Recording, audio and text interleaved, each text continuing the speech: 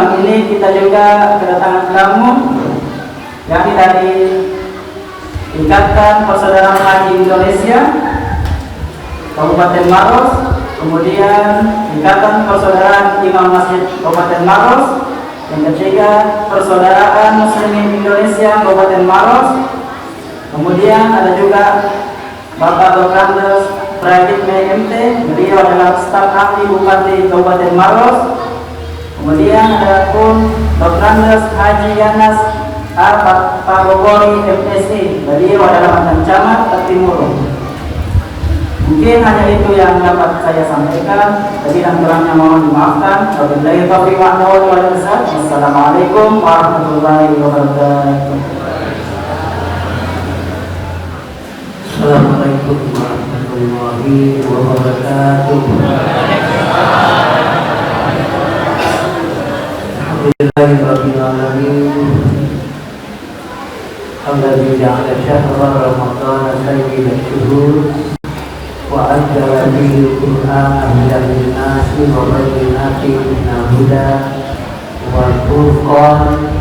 Wassalatu wassalamu ala rasulihi wa alihi lil muttaqin wa la udwana illa 'alal zalimin. Wa sallallahu ta'ala a'udzu billahi minasy syaithanir rajim. Ya ayyuhan nasu ubudu rabbakum alladzi khalaqakum wal ladzina min qablikum la'allakum tattaqun.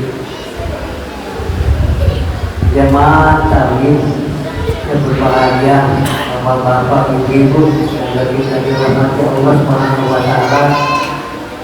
Alhamdulillah malam ini kita sudah sampai ke malam yang ke-29. Boleh jadi malam ini sudah malam yang terakhir. Boleh jadi bagi sebagian kita menunggu pengumuman dari pemerintah sehingga sebagai nasihat sebagaimana Rasulullah SAW bersabda, ad-dinu nasihat, agama itu nasihat. Jadi agama kita tergantung juga dengan nasihat. Kalau nasihat itu berjalan, berarti agama kita kuat. Kapan nasihat itu sudah tidak ada, agama itu bakal mati. Alhamdulillah dalam bulan Ramadan ini boleh jadi setiap malam seperti ini ada nasihat yang kita terima, yang tentu saja menambah ilmu wawasan keagamaan kita, meningkatkan iman kita, meningkatkan takwa kita, mendorong kita untuk kuat beramal saleh baik dalam bulan Ramadan ini maupun sesudah Ramadan nanti insyaallah. Apa yang kita dapatkan selama dalam bulan Ramadan ini itu karunia besar dari Allah Subhanahu wa taala yang akan bersama kita dalam kehidupan kita sehari-hari.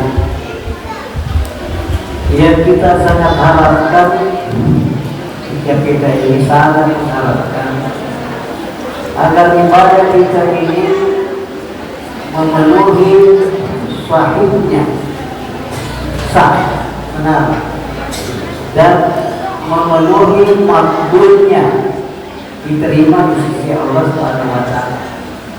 Yang ibadah kita baru utuh kalau dua unsur ini hadir, sah secara syariat dan makbul secara pahala. Kenapa ulama kita menyampaikan seperti ini? Karena boleh jadi ada ibadah benar yang belum tentu ada pahalanya. Bisa dipaham? Boleh jadi ada ibadah yang kita lakukan benar, tapi belum tentu ada pahalanya. Kenapa? Karena di dalam melaksanakannya secara syariat sudah sesuai dengan tuntunan, tetapi dia merusak, ada cara-caranya sehingga melanggar, sehingga dia rusak, sehingga pahalanya kalau tidak berkurang mungkin habis. Contoh, biasa kita dengar ulama kita menyampaikan puasa ini laisa lahu min siyamihi illa yawmi wal masai.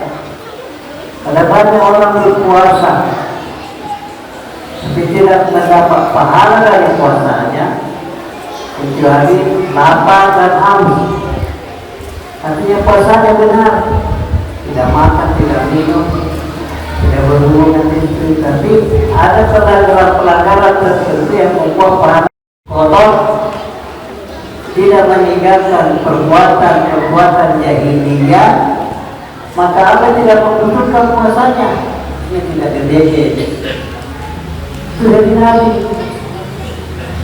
Sambungan hadisnya, warubba qa'im laisa lahu min qiyamihi illa sahat. Berapa banyak orang yang salat malam, salat tarawih tidak mendapat pahala dari tarawihnya kecuali begadang. Karena itu juga ada pelanggaran yang dilakukan sehingga pahalanya itu boleh jadi berkurang atau boleh jadi habis. Jadi kita katakan tadi sebagaimana yang dipahami oleh para ulama kita, bahwa kita ini beribadah mengajar dua sisi agar ibadah kita sahih, benar secara syariat, dan agar ibadah kita makbul secara pahala. Kenapa ini harus jelas? Karena kita memahami bahwa sesungguhnya kita hadir dalam kehidupan ini yang menjadi pekerjaan terpenting, yang menjadi pekerjaan urusan kita yang paling pokok dalam kehidupan ini adalah ibadah. Pemasaran kita wanita adalah yang ibadah, sehingga seluruh kegiatan hidup kita yang lain demi untuk mendukung menguatkan ibadah. Loki magadu, menyimpan atau menjadi pegawai dulu supaya kita sejahtera, fisik kita kuat juga beribadah kepada Allah yang menjadi niat. Jangan dibalik. Jangan gara-gara magadu kita tidak sempadan. Salah.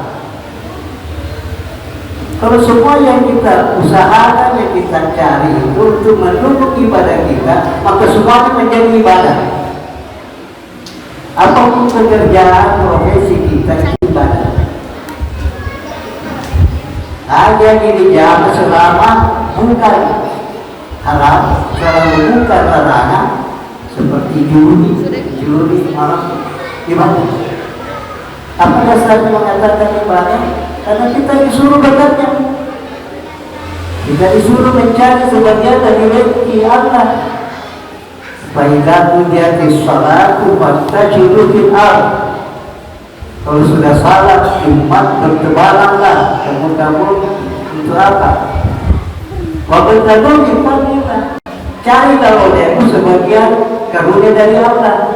Ini perintah mencari penghasilan. Karena diperintahkan maka ini ibadah. Alasan untuk mengatakan sesuatu itu ibadah ialah adanya dasar perintah. Karena kaidah sulbi mengatakan al-aslu bil ibadati at-tauqir wa ittiba'.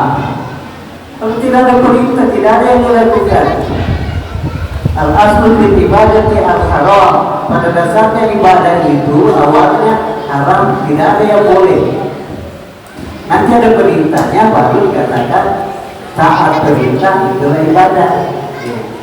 Jadi mencari rezeki ibadah. Nah, kalau diniatkan supaya kita kuat beribadah kepada Allah, sungguhnya berbeda ibadah. Terpisahkan. Inilah menyatukan antara dunia dengan akhirat kita. Kita hidup di dunia ini untuk mengumpul modal, berbekal kepada untuk kehidupan akhirat kita. Makanya di dalam Al-Quran dikatakan bekal terbaik adalah takwa. Kenapa dalam ayat puasa la'allakum tattaqun? Sebenarnya bukan cuma puasa yang membuat kita mendapat takwa, bukan cuma puasa, tapi seluruh ibadah.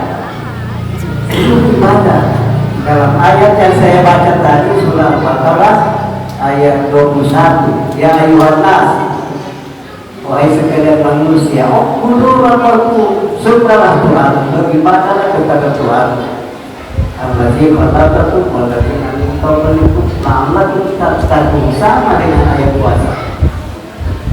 Tetapi karena puasa adalah ibadah yang membuat kita paling dekat dengan Allah Subhanahu wa Ta'ala, seolah puasa ini mewakili seluruh ibadah yang lain untuk meraih takwa agar kita bertakwa. Kalau orang bertakwa, konkretnya begini, dia itu orang bertakwa, dia takut berdosa sekalipun dia sendiri. Dia tahu berdosa sekalipun sendiri, dikatakan kita. Inilah kita berpuasa, menunggu kita, dia tahu matre, karena kita makan 2-3 kali satu hari tanpa dilihat orang, tapi itu tidak dilakukan, itu karena takwa. Konkret yang kedua, bahwa orang yang bertakwa jujur, sekalipun tidak diawasi, tetap dia jujur. Dan kemudian bahwa orang yang bertakwa berhati-hati dalam hidupnya. Ibarat dia berjalan di tengah duri, dia mengangkat kakinya secara hati-hati supaya tidak tertusuk duri. Begitu orang bertanya. Dalam hidupnya selalu bertanya pada dirinya, akan ada mau ya dengan hari, mau ya dengan namanya. Patuju mo ya dengan masalah, amalan mo ya dengan haram. Itu namanya berhati-hati. Itu namanya berhati-hati. Selalu bertanya, mempertimbangkan akan apa yang mau dilakukan, tentang benar tidaknya, boleh tidak. Nabi SAW bersabda, "Istighfar, bertanyakan kepada hati nurani kita itu sudah membohong. Mintalah fatwa kepada hatimu sendiri." Itu kehidupan Tuhan. Jemaah kami yang berbahagia, kami ini dalam rombongan ada beberapa organisasi Islam yang semuanya bergerak di bidang dakwah. Malam ini kami hadir bersama teman seperti yang disampaikan tadi protokol, terutama adanya Bapak Dianan Pak Bukori, kita kenal betul pengacara di sini. Sekarang ini beliau adalah Ketua Hadiah Ikatan Persaudaraan Hadi Indonesia Kabupaten Maros. Sampai kita hadir di sini. Tadi beliau menginginkan kalau saya menyampaikan tentang Hadi, saya singkat saja. Ikatan Persaudaraan Hadi Indonesia selalu berjalan dari masjid ke masjid. Untuk apa? Dia memberikan pengajaran kepada umat tentang haji dalam 2 hal, agar saudara-saudara kita yang mau berhaji bagaimana supaya hajinya mabrur.